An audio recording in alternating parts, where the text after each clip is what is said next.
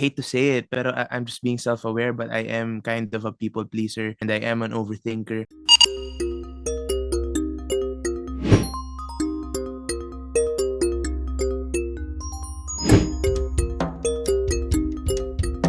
Madami po.